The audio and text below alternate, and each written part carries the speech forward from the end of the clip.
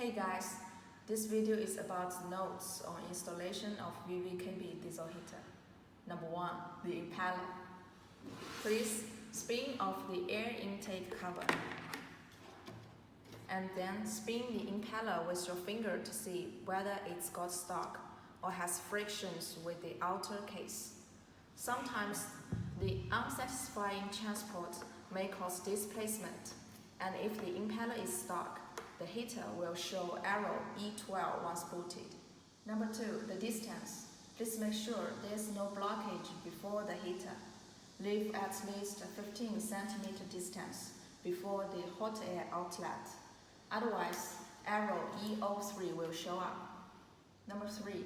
The thermostat on the control panel. There is a thermostat on the control panel. It is used to measure the ambient temperature. Please make sure the panel is installed away from the heater outlet, which sends out hot air and will cause faulty data reading. Number 4. The exhaust pipe.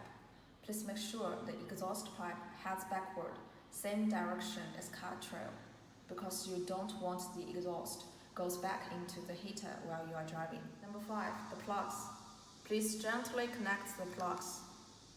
Connecting with brutal force could cause the plug pins displaced. Number 6. Automatic fuel pumping. That's what to do on the first boot. There might be air left in the fuel line during the installation. This could cause insufficient fuel supply, which leads to E19 in the end. To cure this problem once for all, you may disconnect the fuel line from the heater first, and then press on/off button.